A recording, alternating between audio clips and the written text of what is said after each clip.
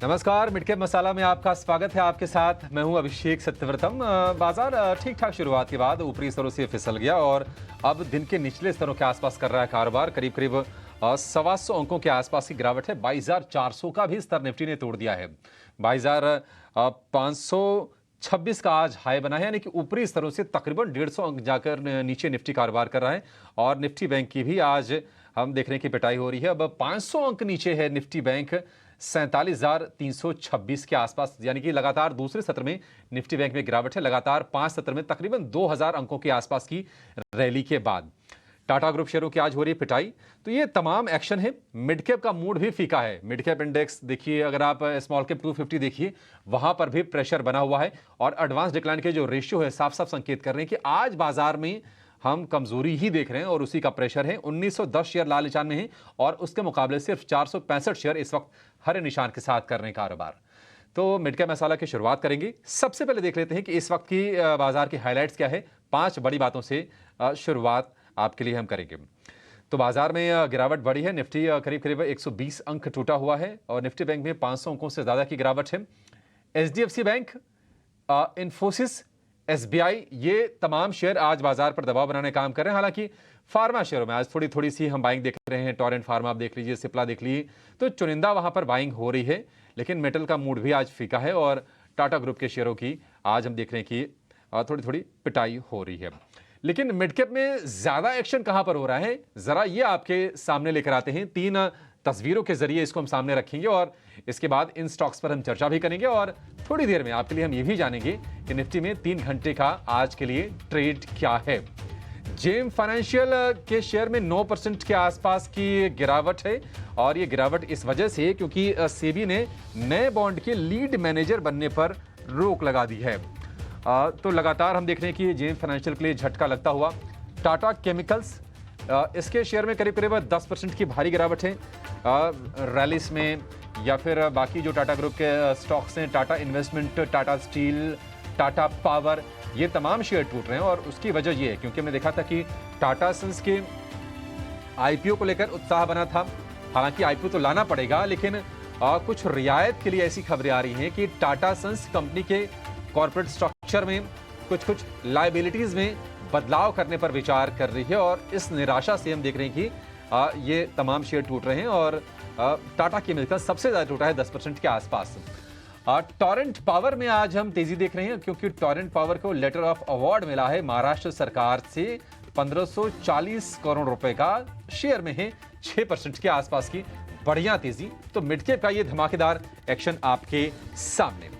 लेकिन अपने एक्सपर्ट को जोड़ लेते हैं। हमारे साथ जुड़ गए हैं निर्मल बैंक के नीरव छेड़ा और नीरव के साथ करेंगे हम शुरुआत निफ्टी में 3 घंटे के ट्रेड से।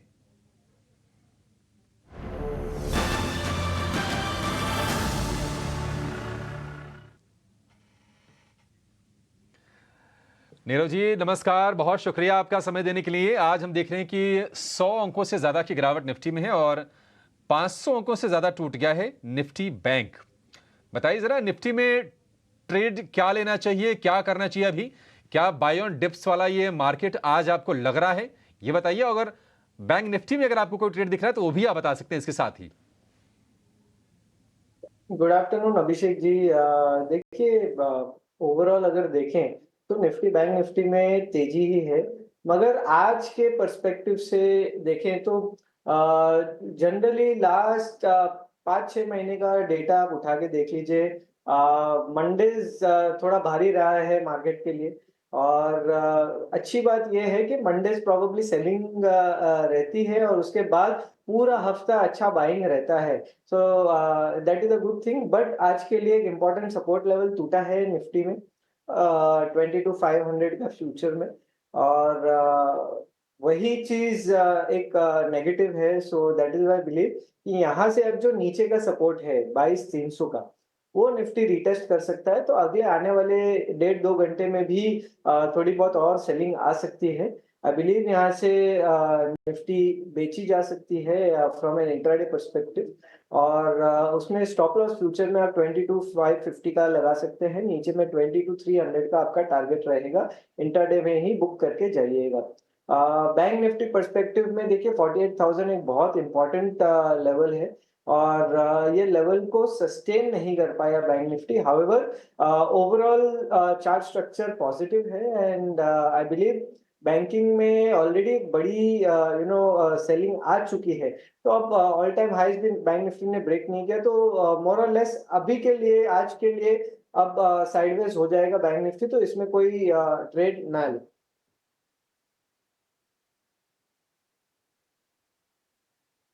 ठीक है, निफ्टी बैंक में कोई ट्रेड नहीं लेना है, लेकिन चलिए कुछ स्टॉक स्पेसिफिक जो एक्शन है और मिड कैप के जो ज़्यादा एक्शन वाले स्टॉक्स हैं जरा उस पर व्यू ले लेते हैं। शुरुआत करेंगे जेम फाइनेंशियल से। शेयर में 9% की गिरावट है। सेबी ने नए बॉन्ड के लीड मैनेजर बनने पर रोक लगा दी है। तो एक के बाद रेगुलेटरी एक्शन हम देख रहे हैं जेम फाइनेंशियल पर। क्या करना है नीरव जेम फाइनेंशियल में? तो देखिए लास्ट 2 ढाई साल में जेएम फाइनेंशियल ने ये तीसरी बारी है वन 118 या 120 से रिवर्सल लिया है। So this is the third time कि ऐसा रिवर्सल आया है। तो कह सकते हैं कि 2 साल का कंसोलिडेशन में चल रहा है ये स्टॉक और अब उसका अपर रेंज ट्रिगर हो चुका है, अब लोअर रेंज की तरफ चल पड़ा है, जो कि है अराउंड 60-65 के पास में। तो यहाँ से थोड़ी बहुत और मंदी या फिर सेलिंग आ सकती है ये स्टॉक में एंड नीचे में अराउंड 60-65 आ सकता है, पर वहां पे आए तो जरूर बाय करिएगा अगर आपके पास होल्डिंग है इसकी। तो अगर आप होल्ड कर सकते हो with stop loss of 60, then please do hold on, क्योंकि वहां से घूम जाएगा और उसके बाद वापस 115-120 का लेवल लेके आएगा। इसको 2-3 महीने लगेंगे वहां तक आने को, मगर डेफिनेटली लगता है कि अच्छे सपोर्ट से वो घूमेगा। ठीक है, जेम फाइनेंशियल पर ये व्यू। टाटा केमिकल्स आज हम देख रहे हैं कि वायदा का सबसे ज़्यादा ये गिरने वाला शेयर है। 9% की गिरावट इसमें है। ऐसी खबरें आ रही हैं कि चूंकि इनकी टाटा सन्स में इनकी भी होल्डिंग है, तो कहीं ना कहीं थोड़ा प्रेशर आ रहा है, क्योंकि कॉर्पोरेट स्ट्रक्चर में बदलाव पर विचार कर रही है कंपनी टाटा सन्स आईपीओ से पहले। नीरव, क्या ये बाय ऑन डिप्स वाला ये शेयर है क्या? क्योंकि हमने इसमें लगातार तेजी देखी है टाटा केमिकल्स में। आप कहीं ना कहीं प्रॉफिट टेकिंग का भी जोर है और इस खबर का भी असर है। क्या ये डिप एंट्री का मौका दे रहा है या फिर अभी दूर है? नहीं नहीं, आई थिंक टोटली इससे दूर रहिए, क्योंकि एक ब्लास्ट कैंडल जिसे हम कहते हैं, पिछले हफ्ते में 970 वाला स्टॉक 1350 हो गया, एक ही हफ्ते में almost 400 points rally. So that's almost 40-45% का रैली हुआ है। ऐसा जनरली नॉर्मली होता नहीं, अब नॉर्मल था ये। और अब आने वाले हफ्तों में वापस जहां से चला था वहां तक जरूर आ सकता है। एक इनसाइड कैंडल भी बन रहा है इसमें, जो कि एक नेगेटिव है। सो आई बिलीव यहाँ से आप टाटा केमिकल्स अगर आपके पास होल्डिंग है तो यहाँ पे बेच दीजिए। देर आर चांसेस कि नीचे में अराउंड 1050-970 ये लेवल्स तक वापस रीटेस्ट करने आ सकता है, वहां पे वापस थोड़ी बहुत बाइंग बनाई जा सकती है। अभी के लिए नीचे आएगा।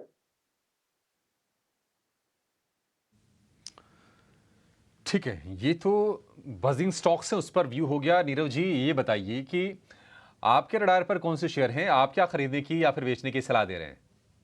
यस, तो देखिए ऐसे बाजार में जहाँ पे ऑलमोस्ट सब स्टॉक्स में सेलिंग आ रही है, तो जो व्यू है वो थोड़ा डिफेंसिव स्टॉक्स की तरफ ज्यादा टिल्टेड है। तो करंट लेवल से लॉरस लैब एक ऐसा स्टॉक है जो बढ़िया लग रहा है, नो डाउट आज थोड़ा नीचे आया है, पर ओवरऑल बेसिस पे एक अच्छा इंपॉर्टेंट लेवल जो 50 डे मूविंग एवरेज है उसके ऊपर आया है। तो करंट लेवल से इसमें बाइंग बनाई जा सकती है। 400 रुपए का आप स्टॉप लॉस लगाइए, इसमें चांसेस है कि 450 तक के टारगेट इसमें दिख सकते हैं। दूसरा जो स्टॉक है, again technology, again defensive play, Zensar technology. देखिए ये जो एक स्टॉक है, पिछले हफ्ते बहुत बढ़िया ये स्टॉक ने ब्रेकआउट दिया है और आज ब्रेकआउट रीटेस्ट हुआ है, वहां से रिवर्सल आया है। तो करंट लेवल से ऐसा लगता है कि ये स्टॉक 610-620 की जो लेवल्स हैं वहां तक पहुंच सकता है, तो वो टारगेट से आप बाइंग कर सकते हैं। नीचे में जो स्टॉप लॉस बनेगा वो बनेगा अराउंड 565 का।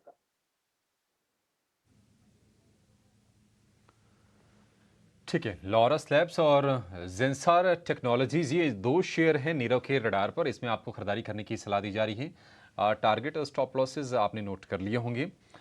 लेकिन अब ये जान लेते हैं कि खबरों के दम पर खास तौर से मिड कैप में कहां पर एक्शन देखने को मिल रहा है। ये बताने के लिए हमारी सहयोगी आशीषा जुड़ गई हैं। आशीषा, बताइए कहां पर एक्शन हो रहा है, क्या खबरें हैं? जी हाँ, सबसे पहले सुला, विनायाट्स और ईथॉस की बात करते हैं तो कल इंडिया और यूरोप के बीच एफटीए साइन हुआ, जिसके चलते दोनों ही काउंटर्स पर इम्पैक्ट देखने को मिल रहा है। ईथॉस की बात करें तो लग्जरी वॉचेस कंपनी बेचता है, तो अब import prices, raw material prices कम हो जाएंगे, जिसके चलते पॉजिटिव इम्पैक्ट इस काउंटर पर देखने को मिल रहा है।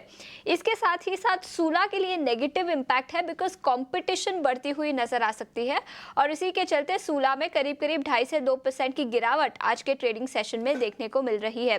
इसके अलावा आयरन और प्रोड्यूसर्स की बात करते हैं तो जीएमडीसी, एनएमडीसी और मॉइल, ये 3 लिस्टेड एंटिटीज है आयरन और स्पेस में, और ओवरनाइट आयरन और के प्राइसेस घटे हैं। इनफैक्ट ओवरनाइट प्राइसेस डिक्लाइन की बात करें तो आयरन और प्राइसेस करीब करीब 5% से घटे।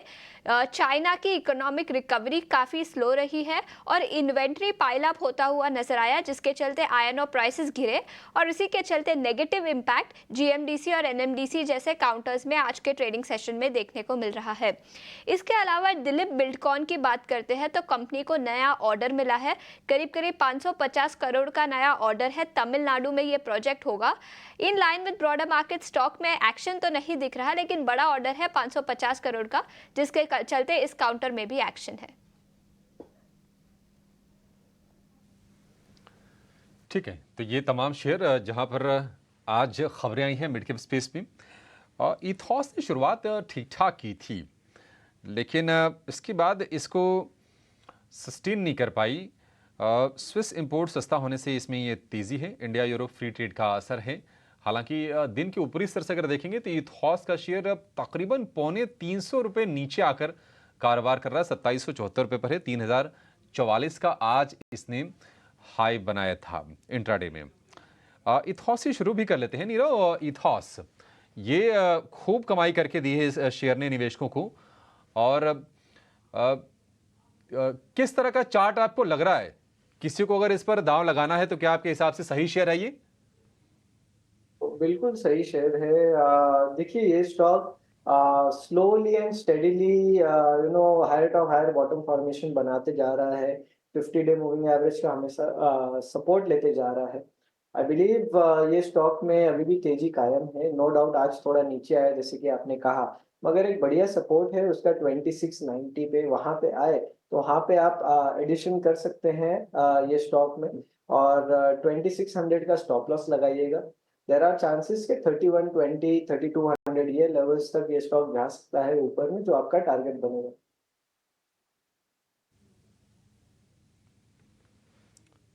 ठीक है, इथॉस को लेकर ये व्यू। लेकिन चलिए अब ये समझ लेते हैं कि आपके लिए ऑप्शंस मार्केट में मौके कहां पर बनेंगे। ऑप्शंस के चैंपियन लेकर हमारे साथ जुड़ गए हैं फिनवर्सिफाई की ध्वनि पटेल।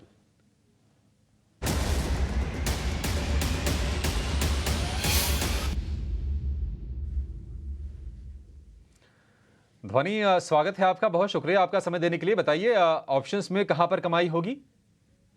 Good afternoon. आज का हमारा ऑप्शन का ट्रेड जो यहाँ पे रहेगा वो एचडीएफसी बैंक में रहेगा। ओवरऑल बैंकिंग में हम आज एक प्रॉफिट टेकिंग देख रहे हैं, और जो ट्रेंड यहाँ पे बना हुआ है एचडीएफसी बैंक के अंदर वो बेयरिश साइड का ट्रेड है, तो पुट ऑप्शन के जरिए इसको हम ट्रेड करेंगे। 1430 का आपको एचडीएफसी बैंक का पुट ऑप्शन खरीदना है। इसका भाव करीब 23 से 24 रुपए के भाव पे आपको इसको खरीदे, और इसका टारगेट जो है वो 35 से 40 का रहेगा। स्टॉप लॉस जो है वो आपको 17 रुपए का मेंटेन करके चलना है। लॉट साइज इसका 550 का है, तो आपका अधिकतम मुनाफा सेकंड टारगेट अचीव होने पे 9350 तक का हो सकता है, और अधिकतम नुकसान यहाँ पे 3300 का होगा। काफी फेवरेबल ट्रेड है यहाँ पे, क्योंकि 1:3 का रिस्क रिवॉर्ड बैठता है, और ओवरऑल यहाँ पे इंट्राडे चार्ट भी सजेस्ट करते हैं कि नीचे की तरफ का मोमेंटम इसके अंदर फर्दर जो है वो कंटिन्यू होता हुआ दिखेगा। तो एचडीएफसी बैंक में बेयरिश साइड की इस स्ट्रैटेजी के साथ ऑप्शंस को ट्रेड करें। एचडीएफसी बैंक पर रिपोर्ट आई थी सीएलएससी की, और उन्होंने रेटिंग भी डाउनग्रेड की थी, 22 से आउटफॉर्म की, और लक्ष्य को कुछ 2100 रुपये से घटाकर 1600 रुपये के आसपास किया था। आज हम देख रहे हैं कि प्रेशर है, 1% के आसपास की गिरावट है, और इस गिरावट के हिसाब से ये पुट खरीदने की सलाह है।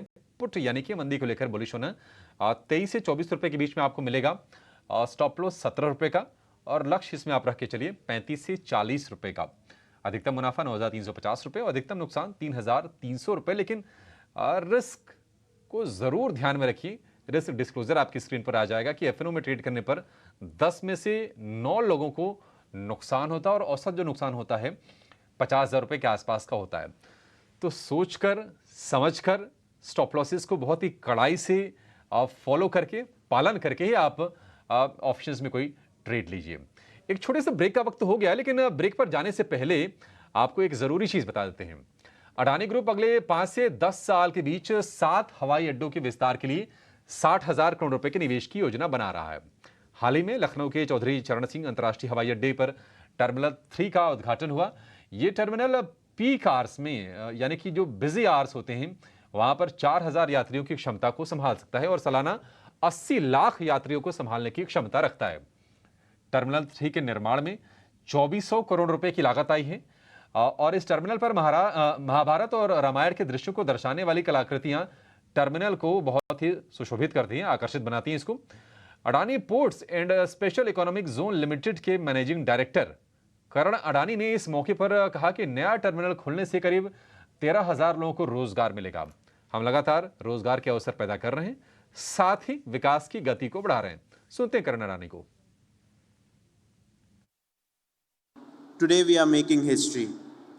This new Terminal 3 will transform CCSIA, the Chaudhary Charan Singh International Airport in Lucknow, into the gateway to Uttar Pradesh. The inauguration of this integrated passenger terminal building is a celebration of progress and a testament to our collective vision.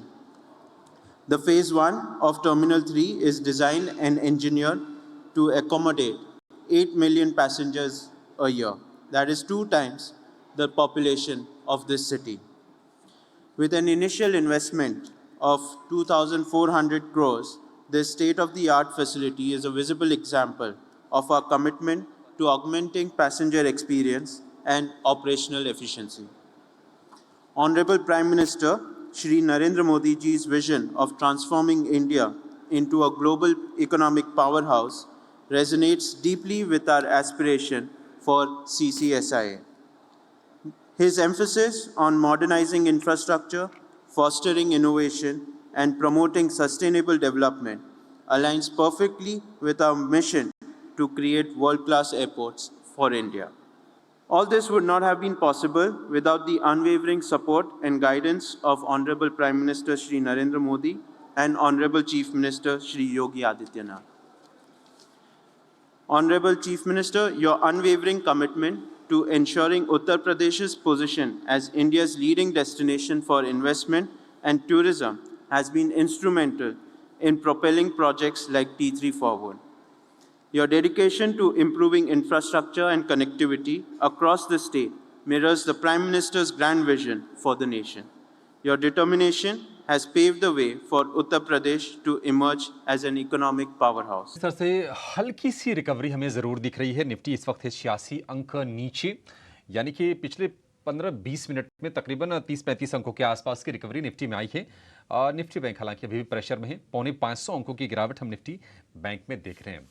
लेकिन ज़रा ये समझ लेते हैं कि mid cap में अगर आपको कोई निवेश के लिए शेयर चुनना है तो कहां पर महारथी बनने की संभावनाएं हैं, ये जानेंगे मिड कैप के महारथी के जरिए।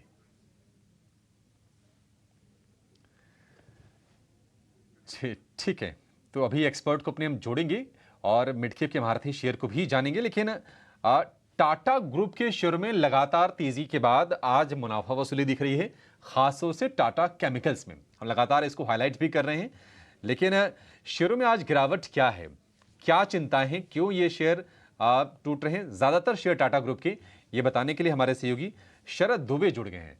शरद, बताइए क्यों ये प्रेशर आ रहा है, किस चीज को लेकर चिंता है?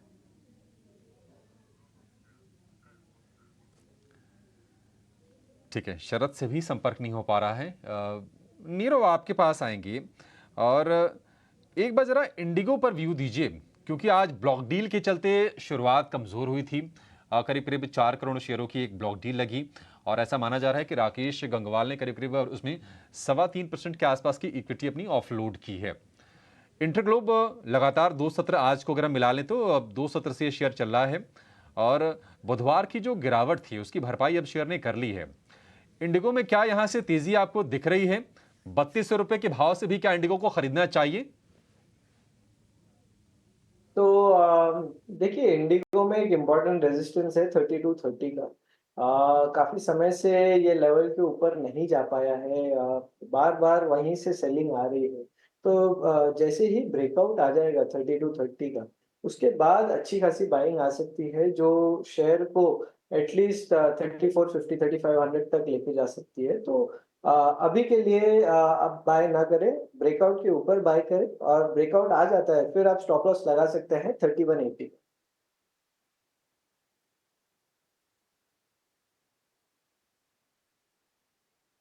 इंडिगो को लेकर ये व्यू, लेकिन आज कुछ कुछ सेलेक्टिव हम देख रहे हैं कि जो स्मॉल कैप्स हैं या फिर मिड कैप्स हैं वहाँ पर प्रेशर तो है, लेकिन कुछ कुछ स्टॉक्स में तेज़ी ठीक ठाक हमें देखने को मिल रही है।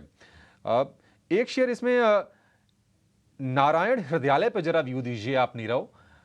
7-8% के आसपास की बड़ी तेज़ी। आज सुबह के सत्र में हमने ये शेयर पर चर्चा भी की थी और यही पूछा था क्या इसको खरीदना है, और उसके बाद हमने देखिए बड़ी तेज़ी देखी है नारायण हेल्थ में। जहां पर शुरुआत हुई वहां से लगातार तेजी बढ़ी है और दिन की ऊंचाई के आसपास है। क्या करना चाहिए इसमें? देखिए, ये स्टॉक में एक लगातार तेजी रही है फ्रॉम सब 200 लेवल्स। लास्ट 3-4 सालों में स्टॉक 200 वाला 1400 हो गया, तो it is taking a break. 1400 से नीचे आया है स्टॉक। इम्पोर्टेंटली अपना 50 डे मूविंग एवरेज ब्रेक किया है। नो डाउट आज बाइंग है, बट आई बिलीव एक इम्पोर्टेंट ब्रेकडाउन आया है स्टॉक में। सो इनकेस अगर आपके पास इसमें बाइंग पड़ी हुई है तो ये सही समय है यहाँ पे थोड़ा बहुत प्रॉफिट बुकिंग करने का, क्योंकि थोड़े टाइम तक अब कंसोलिडेशन रहेगा ये स्टॉक में। ऊपर में अराउंड 1300 1320 और नीचे में देयर इज अ चांस के अराउंड 1100 तक ये फिसल सकता है। तो अभी के लिए प्रॉफिट बुकिंग कर लें। वापस 1100 के आसपास आता है, वहां पे वापस बाइंग बनाई जा सकती है।